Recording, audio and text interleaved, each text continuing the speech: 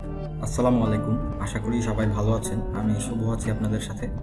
আজকে টিউটোরিয়ালে আমরা দেখব কিভাবে একটা টি-শার্টের মধ্যে কোনো লোগো অথবা কোনো ডিজাইন অ্যাড করা যায়। তো চলুন আমরা শুরু করি। আমি এই পিকচারটা নিয়ে নিয়েছি আর এখানে আমি আমার ডিজাইনটা নিয়ে নিয়েছি। তো আমি এই পিকচারটা আর ডিজাইনটার লিঙ্ক ডিসক্রিপশনে দিয়ে দিব, আপনারা চাইলে সেখান থেকে ডাউনলোড করে প্র্যাকটিস করতে পারেন। তো চলুন আমরা শুরু করি। প্রথমেই আমরা চলে যাব ফিল্টার থেকে ব্লার থেকে গোসেন ব্লার।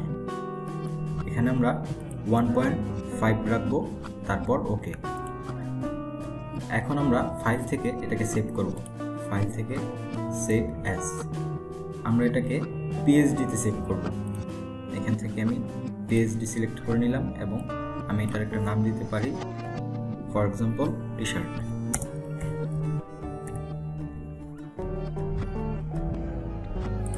তারপর সেভ। তো সেভ করার পর আমরা Ctrl+Z প্রেস করে আবার আগের জায়গায় ফিরে আসব।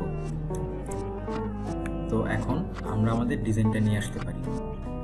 আমি ডিজাইনটাকে ড্র্যাগ করে এই পাশে নিয়ে আসলাম। এখন আমরা আমাদের পজিশন মতো ডিজাইনটাকে বসিয়ে দিব।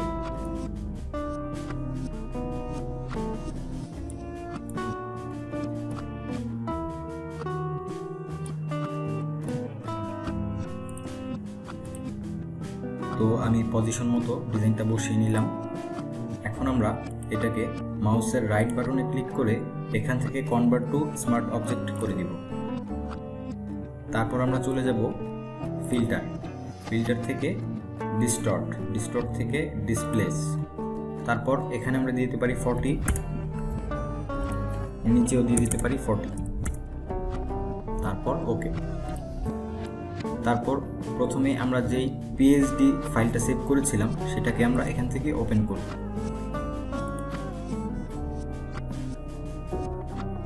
আমি ওপেন করে নিলাম। তারপর এখানে আমরা নর্মাল থেকে এটাকে আপাতত মাল্টিপ্লাই করে দিব, পরে দরকার হলে আমরা আবার চেঞ্জ করে নিব। তো লেয়ারে এসে মাউসের রাইট বাটনে ক্লিক করে আমরা চলে যাব ব্লেন্ডিং অপশন। তারপর অল্টার প্রেস করে আমরা জাস্ট এখানে একটা ক্লিক করে দিব। তো আমি যদি এটাকে একটু বাঁ পাশে চাপিয়ে দিই,